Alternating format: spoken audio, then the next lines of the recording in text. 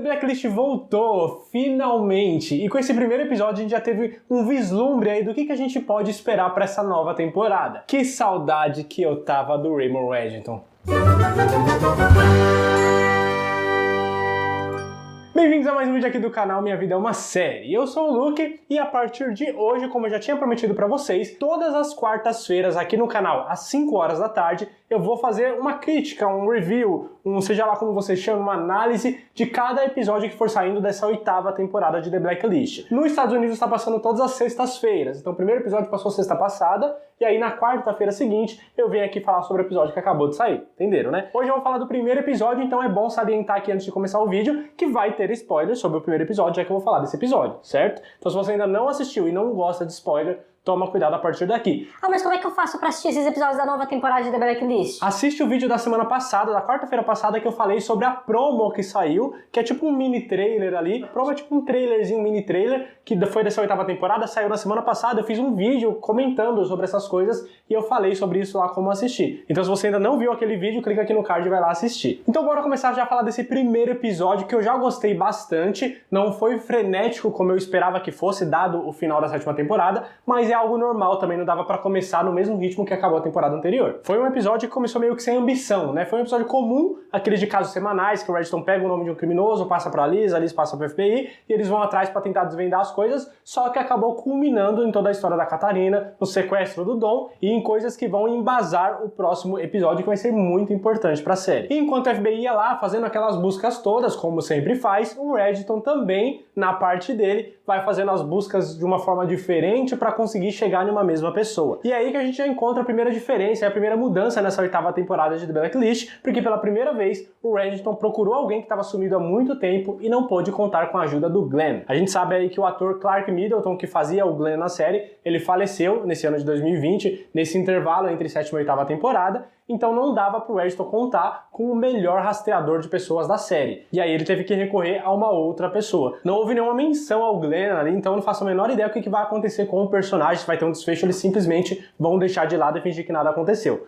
Não faço ideia, espero que não seja esse o caso. Mas a história do episódio foi se passando e a gente viu que a história desse criminoso principal desse episódio, na verdade, era toda uma manipulação da Katarina Rostova para atrair a Elizabeth Kim para conseguirem sequestrar o Dom, que estava lá no poder do Reddington. E aí ela manipulou o FBI, manipulou todo mundo, principalmente a Liz, mais uma vez, que outra vez continuou do lado dela, continuou acreditando em tudo. Vou falar pra vocês que eu não aguento mais esse drama da Liz, velho. Nossa, como eu não aguento mais. Sabe o que me deixa bravo? É porque assim, beleza, o Reddington tá escondendo o segredo dela, ok, não é legal, ela quer saber sobre o passado dela. Mas pra que tudo isso, gente? Não tá muito exagerado isso, não? Se eu fosse fazer todo esse drama toda vez que alguém mente pra mim, não ia sobrar quase ninguém na minha vida. Sabe? É muito exagero, não tá... Nossa, olha, sério, chegou a sequestrar o próprio avô pra mãe, que ela nem sabe se é mãe dela aí mesmo de verdade, né? Porque tá meio mal contada essa história aí. Sequestrou o cara, enganou todo mundo, enganou o FBI, que sempre teve do lado dela. Quer enganar o Reddington? Tudo bem, mas enganar o FBI, enganar o wrestler pra conseguir fazer isso, muita mancada e quase que imperdoável, Elizabeth Kim. Mas em toda essa trama, em toda essa fuga, essas conversas da Elizabeth Kim, toda essa história envolvendo principalmente o Dom, que é o avô dela, a gente percebeu a segunda mudança nessa temporada da série, que o ator que faz o Dom mudou, porque o que fazia antes era o Brian Dennehy, que também faleceu nesse período entre 7ª e 8ª temporada, infelizmente. No lugar dele entrou o ator Ron Raines, que é muito conhecido pela série Beacon Hill, que faz lá o senador William Preston. E eu confesso pra vocês que no começo ali do episódio, quando eu vi que tinha trocado o ator, eu tive um certo bloqueio, porque, mano, o ator faleceu, sabe? Ele tá na série mocota,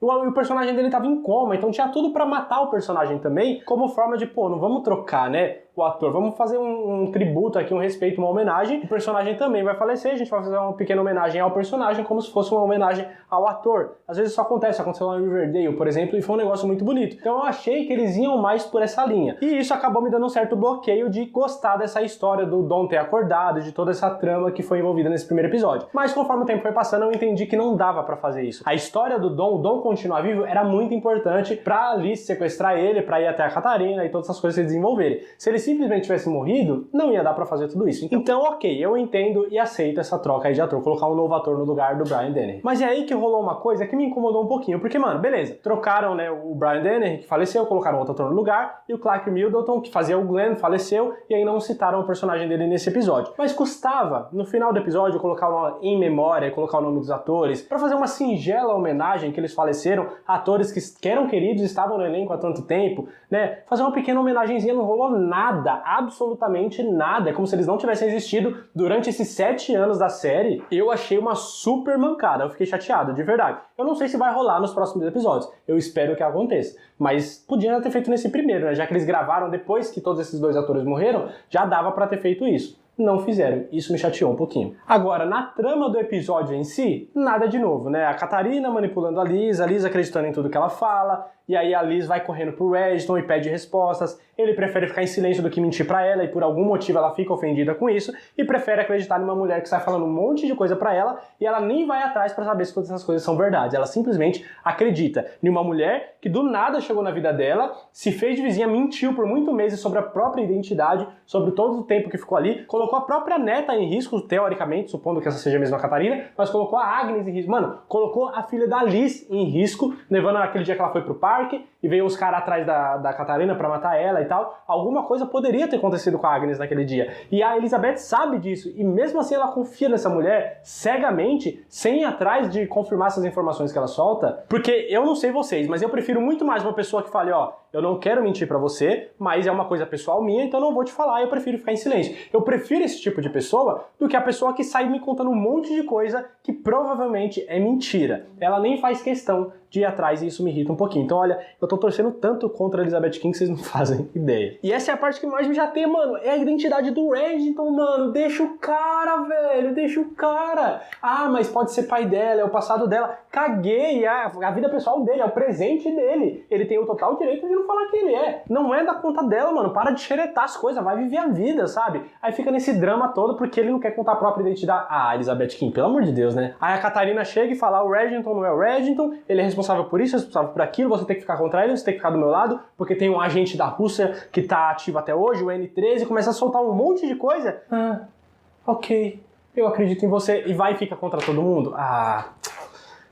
Fora o fato daquilo que eu sempre falo em todos os vídeos, né? O Reginald já provou várias vezes que faria tudo pela Elizabeth King. Quantas vezes a Catarina fez a mesma coisa por ela? E sabe o que é pior de tudo isso? Eu não fico com raiva da Catarina, porque a Catarina, caguei, ela é só uma mulher chata, que não tem empatia, não tem carisma, não tem nada. Não tem nada a ver com aquela Catarina do passado que aparece em flashback. Por isso que eu acho que é impostora, já falei disso no outro vídeo, tá aqui no card se você ainda não viu. Agora, a Liz, ela me deixa bravo, porque ela tinha potencial, cara. Ela era uma mulher muito foda, ela é muito inteligente, ela é uma profiler do FBI, sabe? E ela fez um monte de coisa, e lá na 5ª temporada, depois que o Tom morreu, ela ficou lá na cabana, cercada de um monte de gente, matou uma galera. Mano, ela é muito foda e, tipo, se deixa enganar desse jeito. Ela não vai atrás, não faz um exame de DNA pra saber se é a mãe dela mesmo, sabe? Não investiga as coisas direito. Vou parar de criticar a Elizabeth por aqui, porque senão vai ser um vídeo só criticando ela. Vamos voltar aqui e falar do episódio, que é melhor, né? Lembra que no vídeo passado eu tava falando ali da promo, né, das coisas, aqueles 30 segundinhos ali que mostraram alguma coisa que dava a entender que teria uma guerra entre o Reginald e Elizabeth King. Porque o Reginald falou, eu tô me sentindo um pouquinho vulnerável, e depois falou, ela tá muito determinada, a gente vai ter que ser determinado também, parecia que ele tava falando da Elizabeth King, e a Elizabeth falou, eu vou fazer tudo no meu poder pra te derrubar, só que não mostrou pra quem que ela tava falando, então eles fizeram uma montagem ali que dava a parecer que seria uma guerra entre eles dois. Mas aí nesse primeiro episódio a gente já teve umas contradições, como por exemplo, eu já tinha citado no outro vídeo também que seria algo nessa linha, que quando ele falou que estava se sentindo um pouquinho vulnerável nessa cena que ele fala, ele tá contando uma história, ele tava muito de bom humor pra estar falando da Elizabeth King. E no outro momento que ele falou, ela está muito determinada, nós também teremos que ser determinados, ele estava falando com a Elizabeth King sobre a Katarina Rostova, assim como eu tinha comentado também na promo, então eu estava certo até aqui. Agora só falta a gente saber pra quem que a Elizabeth estava falando que ia usar todo no poder dela pra conseguir derrubar. Eu ainda acho que ela está falando isso pra Katarina, e aqui fica o meu fio de esperança. O próximo episódio se chama Katarina Rostova Conclusão, ou seja, um arco aqui vai se encerrar sobre a Katarina. E aí eu acho que a gente vai descobrir que ela não é a Katarina de verdade, ou mesmo que seja, mas eu acho que a gente vai descobrir que ela não é, ela vai ser presa e na prisão ali no negócio secreto, ali na base secreta do FBI, daquela força-tarefa, é aquele momento em que a Elizabeth King vai falar pra Katarina, ou pra essa mulher que se passa pela Katarina,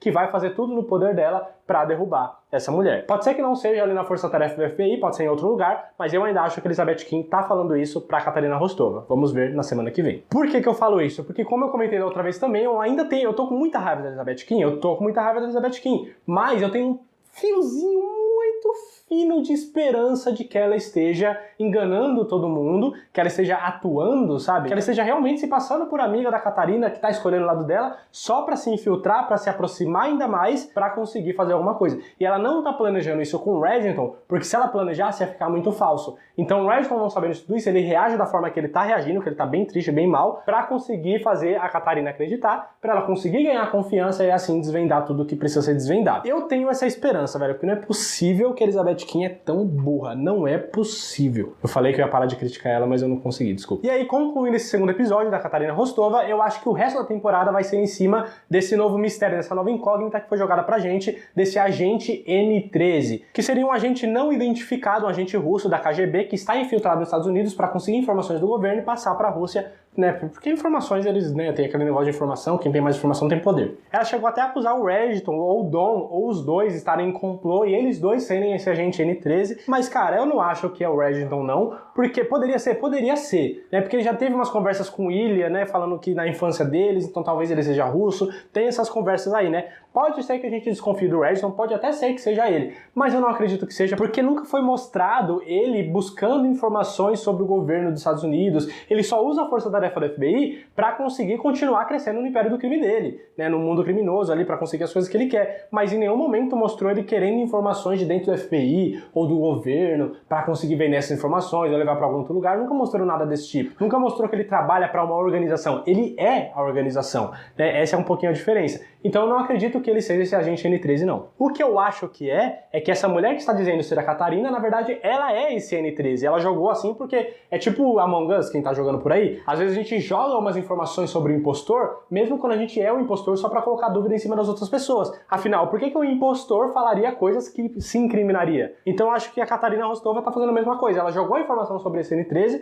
porque em algum momento isso ia acontecer, e como ela falou disso pela primeira vez, ela já meio que descarta ela de ser a suspeita, quando na verdade ela é essa agente N13 e é ela que tá tentando buscar informações que talvez o Reginald tenha sobre o governo americano para poder levar essas informações lá pra KGB, pra Rússia, pra onde quer que seja, porque ela é uma agente deles desde o início. De repente ela era até uma parceira e conhecia a Katarina Rostova, por isso que ela conseguiu pegar a identidade da Catarina, ficar no lugar e etc, mas na verdade ela não é, entendeu? Faz sentido, até porque a Katarina Rostova verdadeira do passado, ela era uma agente da KGB e ela pegava informações do Reginald que trabalhava pro governo ali na marinha, né? Então, a Catarina trabalhava nisso, a gente já sabe, só que ela tá supostamente morta, ou pelo menos desaparecida, aquela do passado. Então talvez essa seja uma mulher que trabalhava junto com a Catarina e acabou pegando o lugar dela. Olha, fez sentido, eu não tinha pensado nisso até agora. São coisas que talvez a gente já descubra no próximo episódio, eu tô torcendo pra isso. E por último, pra fechar aqui a análise desse primeiro episódio, finalmente rolou um beijo entre o Wrestler e a Kim. Mano, tinha muita gente torcendo por isso, inclusive eu. Gente, eu sei que vocês, o Tom vai voltar, o Tom era legal, o Tom não vai voltar, aceitem. Agora é a era da Elizabeth Kim com o Wrestler. Eles têm uma química muito legal junto, eu gostei desse momento ali que rolou entre os dois, por mais que a Elizabeth Kim tava ali tentando manipular ele, etc. Mas ainda assim eu acho que ela tem um sentimento por ele, e me baseando na esperança que eu tenho de ela tá tentando enganar todo mundo pra se aproximar da Catarina, então ela fez aquilo, mas o sentimento que ela tem pelo Wrestler é verdadeiro, e depois de tudo isso, depois de tudo se esclarecer, ele vai perdoar ela e eles vão acabar ficando juntos. Tô torcendo por isso porque eles têm uma química realmente bem legal. E agora eu quero saber de você, o que você achou desse primeiro episódio? Conta aqui nos comentários pra mim, não esquece de deixar o like aqui, de se inscrever clicando nessa bolinha, não sai desse vídeo antes de se inscrever, vem assistir outros vídeos que eu vou deixar desse lado. Aqui em cima tem uma playlist com vários vídeos de The Blacklist que eu sempre coloco aqui, e não esquece que todas as quartas-feiras, às 5 horas da tarde, vai sair análises novas dos novos episódios aí dessa 8ª temporada, e sempre vai estar nessa playlist, então deixa salvo aí em algum lugar, compartilha esse vídeo com todo mundo que você conhece que gosta de The Blacklist também. Muito obrigado por ter assistido o vídeo até o final, até a próxima, valeu!